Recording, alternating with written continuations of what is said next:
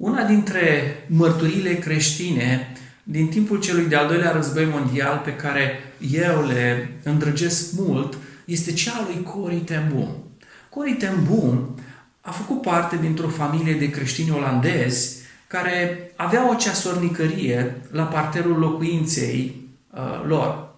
Însă lucrul pentru care sunt cunoscuți este că împreună cu familia i-a ajutat pe mulți evrei să-și salveze viața în timpul Holocaustului, ascunzându-i în casa lor. Camera secretă se afla chiar în dormitorul lui Corrie, în spatele unui perete fals și putea să adăpostească până la 6 persoane. Astfel, împreună cu familia ei, Corrie au transformat casa lor într-un adăpost, într-un refugiu pentru evrei fugari urmăriți de naziști. Astfel, acești fugari locuiau acolo câteva zile sau măcar se adăposteau pentru câteva ore, timp în care se pregăteau să se furișeze în altă ascunzătoare. Aceste noi ascunzători erau selectate chiar de Corrie ten Boom. Se estimează că numai între 1943 și 1944, aproximativ 800 de persoane au fost ajutate astfel de Corrie ten Boom. Corrie și familia ei au făcut lucrul acesta câțiva ani. Din păcate, în 1944, naziștii au aflat de activitățile care se desfășurau în casa familiei ten Boom. Membrii acestei familii au fost arestați, au fost despărțiți și au fost trimiși în diverse lagăre de muncă forțată. Corrie și familia ei a ajuns astfel să împărtășească și suferințele și durerile poporului Dumnezeu, având aceeași soartă cu ei. Numai Corrie a supraviețuit lagărului și după război și-a dedicat viața lucrării de misionar, călătorind în peste 60 de țări din întreaga lume cu Evanghelia. Motivul pentru care vă spuneam că îndrăgesc mult această mărturie este că familia ten Boom și în mod special Corrie a fost devotată poporului Dumnezeu într-un moment întunecat al istoriei. Iar acest devotament a fost clar ilustrat prin faptul că s-a identificat cu necazurile și durerile lor și de asemenea prin faptul că a acționat urmărind binele lor până la sacrificiu. Corrie ten Boom a fost devotată în întregime poporului ales al lui Dumnezeu. Și cred că fiecare dintre noi, în diversele roluri pe care le avem în această viață, experimentăm devotamentul față de persoane pe care le iubim. De exemplu, dacă suntem într-o relație de prietenie cu cineva, noi suntem loiali, devotați prietenilor noștri. Dacă suntem copii într-o familie, atunci noi ne identificăm cu frații, cu surorile noastre, cu părinții noștri, până acolo încât purtăm cu toții același nume. Și suntem devotați familiilor noastre. Dacă suntem căsătoriți, ca soți sau soții, noi suntem credincioși, fideli partenerilor noștri de viață. Iar în textul din 1 Tesaloniceni, pe care l-am studiat împreună în această săptămână, Pavel, prin exemplul personal al relației sale cu tesalonicenii, ilustrează foarte frumos un alt devotament. Un alt devotament la care orice creștin este chemat. Și anume, un ucenic, un creștin, este devotat poporului lui Dumnezeu, bisericii Domnului Iisus Hristos. Dacă săptămâna trecută am văzut că un creștin este devotat cuvântului lui Dumnezeu,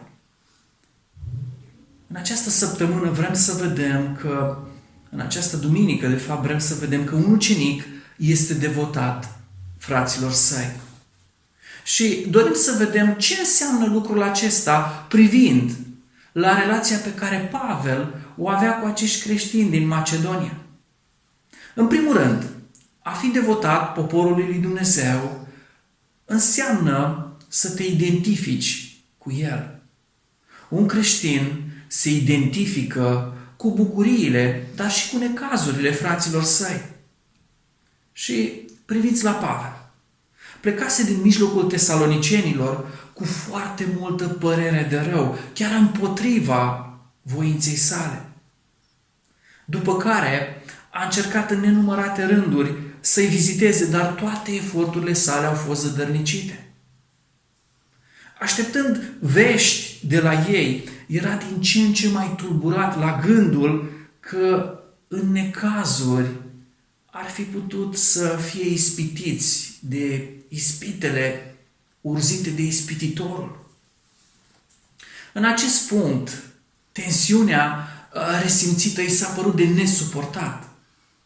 Și de 2 ori în text afirmă acest lucru, în capitolul 3, versetul 1 și în versetul 5. El spune, fiindcă nu mai puteam răbda. Iar ideea este aceea că, nemai putând îndura lipsa știrilor cu privire la tesaloniceni, a trebuit să facă ceva. Și în felul acesta, cu un preț personal imens, l-a trimis pe Timotei la ei cu o misiune specială. Când Timotei a revenit cu vești bune, el a fost în al 9-lea cer de bucurie și a izbucnit în mulțumire înaintea lui Dumnezeu pentru ei. Realitatea era că viața lui era întrețesută cu viața lor, iar a lor cu a lui.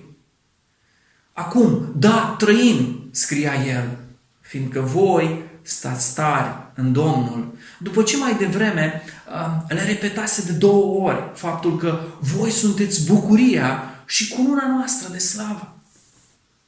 Privind la Pavel, învățăm că un creștin se identifică cu trăirile poporului lui Dumnezeu.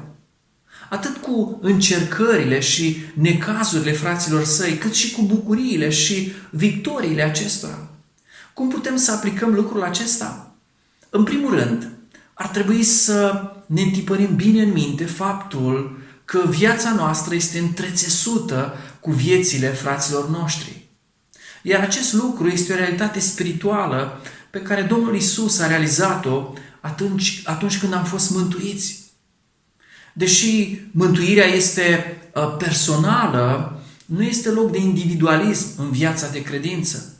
Noi toți împreună alcătuim mireasa lui Hristos.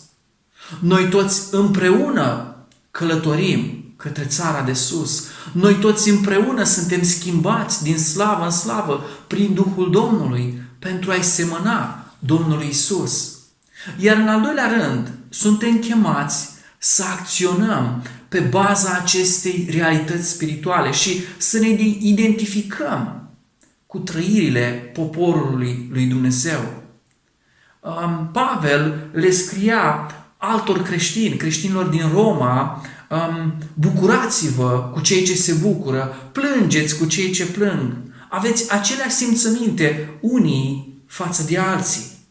Și ar trebui să ne oprim și, la modul cel mai serios, să ne întrebăm, ne bucurăm noi de biruințele, de realizările fraților noștri? Ne bucurăm noi de ei și împreună cu ei, așa cum se bucura Pavel cu tesalonicenii? Sau trebuie să recunoaștem că individualismul culturii noastre ne-a afectat și simțurile noastre și în această situație trebuie să ne pocăim. Suntem noi dispuși să ducem împreună cu frații noștri poverile, greutățile, luptele lor? Ne consumăm noi pentru ei? Sau trăim în nepăsare? În al doilea rând, a fi devotat poporului lui Dumnezeu înseamnă să dai socoteală de viața ta. Un creștin dă socoteală poporului lui Dumnezeu atât de motivațiile cât și de intențiile faptelor sale. Din nou, Dacă privim la Pavel, vedem cât de bine ilustrează prin exemplul său personal acest principiu. Vă spuneam zilele trecute că în doar 13 versete găsim 10 construcții de tip cauză-efect. De ce? Pentru că el, de fapt, încearcă să-și explice plecarea precipitată și absența îndelungată din mijlocul tesalonicenilor. Era necesar să dea socoteală de purtarea sa pentru a nu lăsa loc de interpretări. Astfel, el le explică tesalonicenilor atât motivațiile modului în care a acționat cum a acționat, cât și intențiile, scopurile urmărite prin lucrurile pe care le-a întreprins în timpul acestei absențe din mijlocul lor. Și acum gândiți-vă dacă apostolul Pavel, care a fost împuternicit de Hristos să meargă la neamuri, care a scris cele mai multe cărți inspirate din Noul Testament, a considerat că este imperios necesar să dea socoteală fraților săi, ba chiar copiilor săi spirituali, pentru purtarea sa, de fapt, cu atât mai mult noi suntem chemați de Dumnezeu să dăm socoteală unii altora în trupul lui Hristos, în biserică. Un creștin dă socoteală fraților săi indiferent de rolul, funcția, administrația pe care o are lucrarea lui Dumnezeu. De ce? Pentru că el este devotat poporului lui Dumnezeu. În mod firesc, cei mai mici dau socoteală celor mai mari. Copiii dau socoteală părinților. Elevii dau socoteală profesorilor. Angajații dau socoteală șefilor lor. Iar membrii bisericii dau socoteală păstorilor lor sufletești. Însă, dincolo de relațiile acestea care implică autoritatea stabilită de Dumnezeu, dacă suntem în Hristos, vom da socoteală unii altora. De aceea, atunci când suntem chemați să dăm socoteală, ar trebui să o facem fără împotrivire, știind că astfel ne arătăm și ne demonstrăm devotamentul față de poporul lui Dumnezeu. În al treilea rând, a fi devotat poporului lui Dumnezeu înseamnă a acționa pentru binele lui. Un creștin acționează urmărind binele fraților săi. După cum spuneam ieri, Pavel folosește în acest text 6 verbe la timpul perfectul compus. Am avut, am voit, am socotit, am trimis, am spus și din nou am trimis.